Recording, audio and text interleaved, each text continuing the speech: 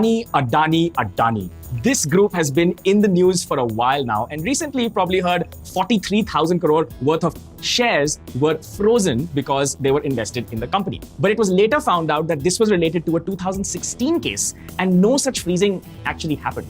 Also, Sucheta Dalal tweeted something, and that caused the stock price to fall. But is Adani really that bad? All we know about Adani is that it has a low ROE of about 9% and a massive 1.4 lakh crore rupee debt. But let's dig a little deeper. Let's look at each individual company inside the group to find out whether it's good or hocus pocus.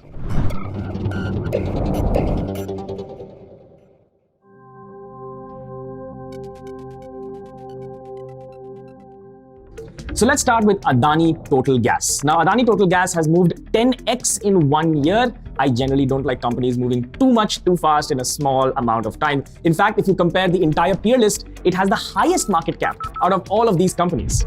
So what's the cause of this movement, apart from sentiment, obviously, towards increasing margin? Now, this company basically sends piped natural gas to homes versus cylinders. इससे हम पहुंचे हैं 25 गांव और कई शहरों के 2,50,000 घरों तक. So if you think more people are going to use piped natural gas in their kitchens versus cylinders, then this company is going to benefit from it. But what about the margins? Well, the cost of natural gas in the spot market has fallen 80%. And because this is a monopolistic business and other businesses won't come to compete, the price for the end user stays the same, which means increase in margins.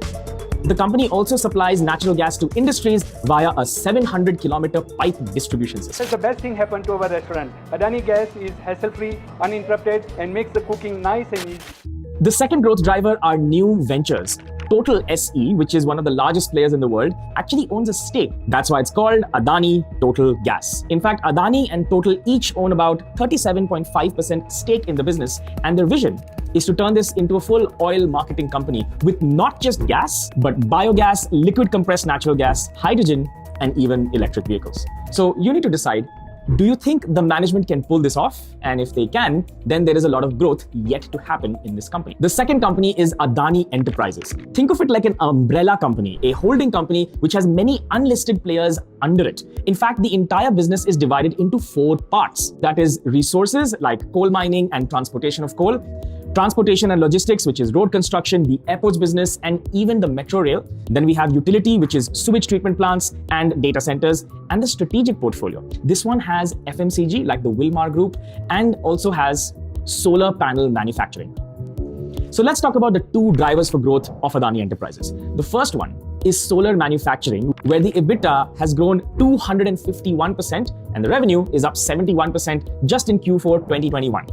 And the second growth driver is the airports business. The airports business in the airline industry is the best business because it has the highest margin compared to anything else in the airline industry. 10% of the traffic now is routed to the 6 airports that Adani owns throughout the country. So if you think in the future, airports are going to be really busy, then this section of Adani Enterprises, this company, is going to do well. Just imagine the kind of money an airport operator earns. There are many sources, but then there's rent from shops, there's advertising. They charge airport running fees from the ticket. Take a look next time you book an airplane. Hey, this is business. I did business. But why does this excite the Adani Enterprise investor? 2 things here. One, there is talk about Adani Wilmar, which is their FMCG company, to actually IPO, and Adani Airports to also list an IPO. If this happens, there'll be 2 companies within Adani Enterprises which list and unlock value, and that's great for any shareholder. It's also possible that this news is already priced in, but it's something you should know. Lastly, this company is part of the MSCI index now. Whenever a company becomes part of a major index, it is very, very good because funds from across the world, not only India, now see it. Because most money in mutual funds, abroad at least, is parked into passive funds, which means that money flows into those indices in a passive way. You've probably heard of Vanguard. So when a company like Adani Enterprises or some other Adani companies are included in an index, money usually flows into them.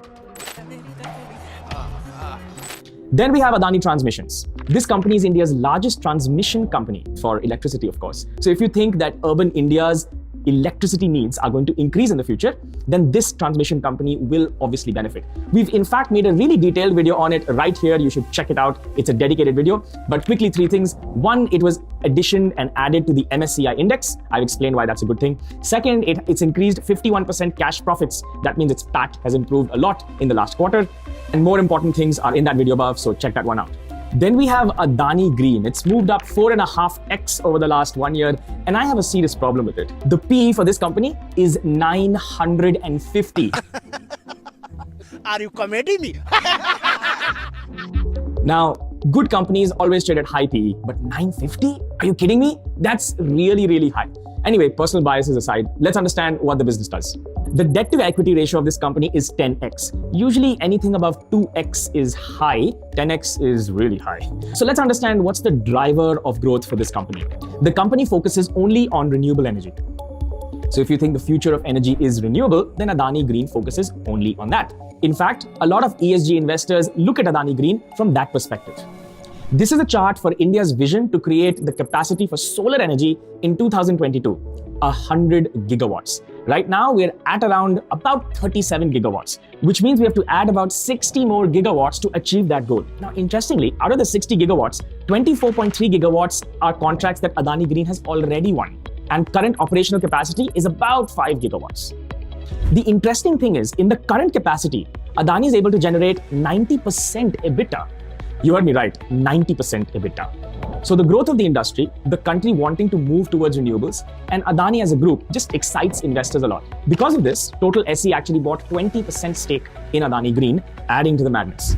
The story is interesting, but personally, if you look at the financials, it reflects nothing of what's there in the present. The financials reflect what's happening right now, and the P reflects crazy expectations in the future.